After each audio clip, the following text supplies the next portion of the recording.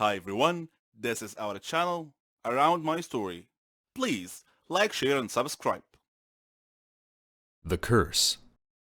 I am Edward, or as they called me, the Crazy. No, I don't walk in the streets saying stupid things, or my mind is lost. They called me that because, wait, I will tell you my story, and leave the judgment to you whether I am really crazy or under the control of a certain curse that will not leave me for the rest of my life. In any story, its narrator is the good side of the story. The world and circumstances stood against him in everything, who decided to face all this and overcome his problems with heroism and courage, and create a legendary story for himself to tell to his children and grandchildren. But it is completely different for me. In my story, I am the evil party, the person who tries to destroy the hero's life all the time, to take from him everything he loves and conquer his heart over it. And the hero of this story is my brother Stephen. It is instinctive that I have some love and affection for him in my heart.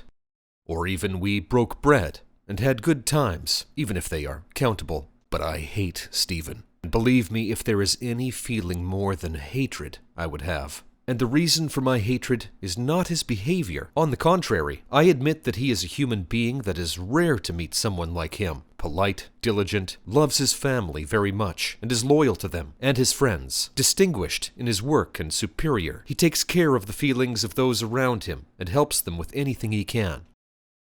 And most of all, he loves me. Loves me very much. And here is the question on all of your minds. Well, as long as he loves you and you know this, why do you hate him? My parents are the reason. I am older than Stephen by 3 years. Since he was born, he took everyone's attention. Before his born, I was everyone's favorite, in petting, caring, and love that has no limits. There is no one else in their hearts. My father, who was a well-known businessman, and my mother, the lady of high society. There was nothing important for them, except that they see me happy, until the cursed day came. The day I found out that my mother was pregnant with my little brother. At that time, I was very happy that someone would come to share games and laughter with me, and I kept imagining how I would take care of him, and how I would be the elder brother to be proud of me. Once he was born, I felt that I would have a friend to be relied on, and he depended on me. Nothing will separate us. We are both brothers and friends, and support each other and our family. His eyes were looking at me, and his little hand touched my face, as if he was telling me, I feel your love for me, and I love you too. But everything started to change when I felt that my father and mother's interest in him increased more than me. They no longer care about my joy and happiness as before. Mama's time was almost for him. She no longer cares about me like she used to. When I fell or anything was happened to me, she would come to check on me and hug me, telling me that everything is fine. Now, if anything happens to me, she looks at me and says, "You became a man. Be strong and bear it." What happened that made my mother change? My father was asking about me when coming from work and brought me huge quantities of chocolates and sweets. Now, he started running around looking for Stephen, hugging and kissing him, while I am standing, exploding with rage, and only gets a cold kiss and a hug from my father, as if he satisfies his conscience, while seeing their interest in Stephen increasing, and I'm fading one by one. Stephen is growing up. Stephen is the one who makes them laugh. Stephen is diligent in his studies, but Edward troubles us. Edward is not obedient. Edward. Suddenly, I became the evil in that house, and Stephen is the innocent angel who never mistakes. A feeling began to rise in my heart that I could not explain, except that I do not want Stephen in my life. The idea of hurting him controls me, and I thought a lot about doing this. Like once, we were fighting over a toy. He cried loudly, and I took it from him. I felt nothing but a blow on my back from my mother's hand, while she annoyed me and told me, "Don't take anything else from your brother." She carried him and snatched the toy from my hands, and left me crying. She didn't even think of making up with me or kissing me like him. And at another time, we were running after each other. Stephen groaned and fell on his face. I ran to him to check to see if something happened. Guess what? Mama came quickly and hit me without any reason, saying, "Why did you hit your brother?" Stephen said, "He didn't hit me, Mum. I fell."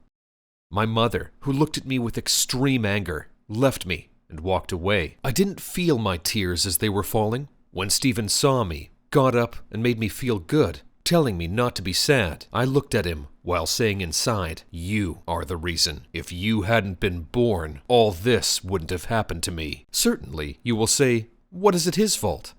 This was my feeling at that time, and an idea began to create in my brain. If Stephen disappears, everything will be the same again, and return to the beloved and only son to Dad and Mom. And the idea turned into a decision. On the same day, at night, in our room, I waited until I was sure that they were all asleep, and that Stephen had fallen asleep.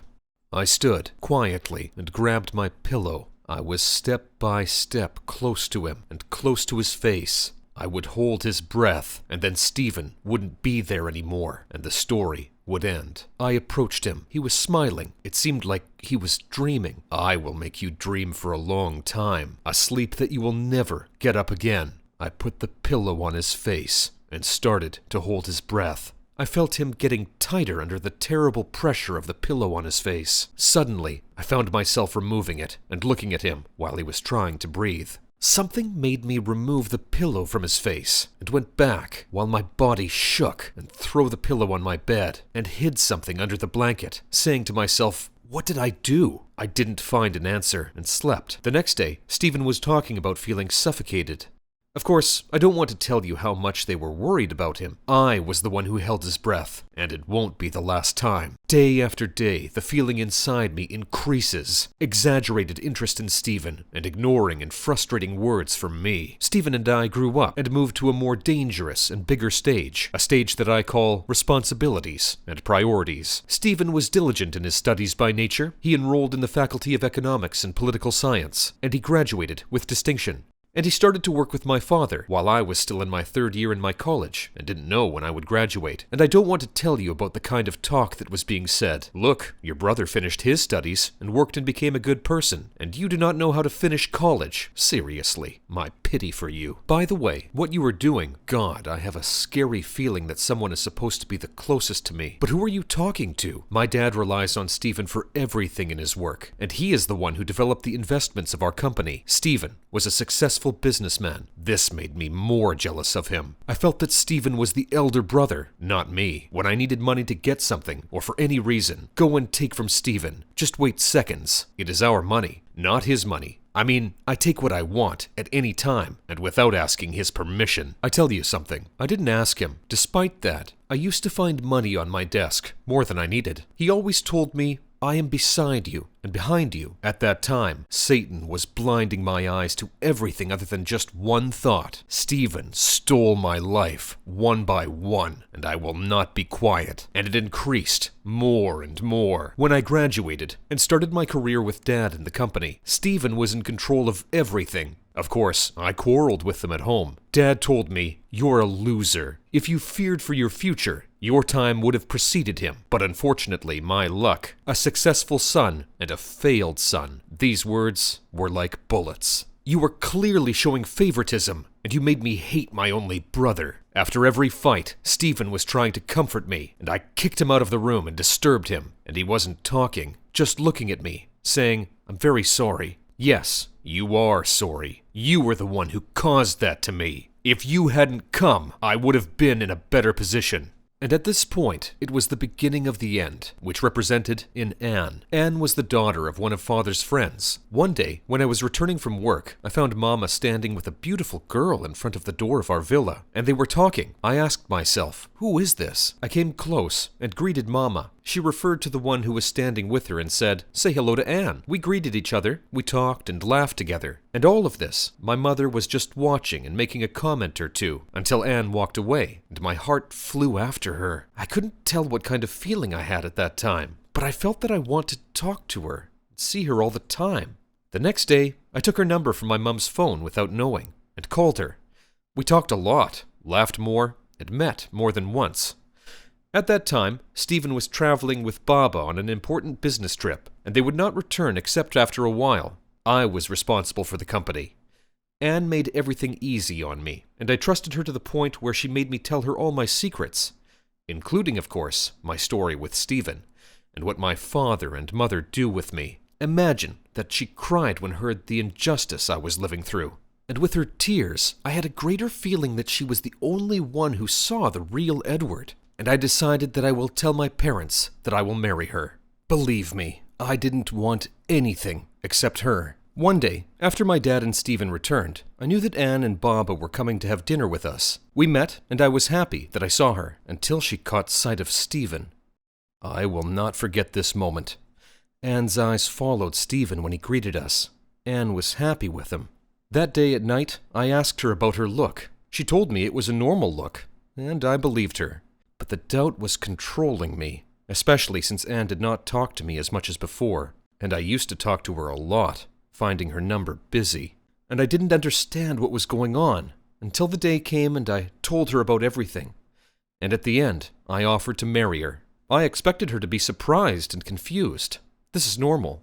But I was shocked when she told me, "I have never seen you like this. You are a brother that I respect and love." A brother? What does that mean? My mind was almost distracted, and I couldn't believe what I heard. After all this, a brother. So, who got your heart, Anne? Then, the devil repeated the name in my ears as the bullet. Stephen. Her look. Her you. My heart was not reassured at the time. Is he Stephen, who takes everything from me? No. I have to make sure first. The next day, I spoke to Stephen clearly, as I know that he never lies. I asked him, "There is anything between you and Anne?" He smiled and said, "You got it. How did you know?" "I was coming to tell you the first one about our engagement." "What? Your engagement?" Stephen smiled and said, "Yes. By the way, she respects you very much, and she told me that you are more than siblings, and that she tells you everything." So, I was sure she told you. Stephen seemed to me a devil who stole everything from me. What used to be an idea, now it's a decision that even the devil may be afraid to think about it. You took my father and mother and stole my preciousness from them. You took my job and the position I'm supposed to be in, and now you took the only person I loved. At that time, I had only one thing on my mind. Stephen must die anyway. The idea started to grow in my brain more and more, until the moment came when I will distance Stephen from my life forever.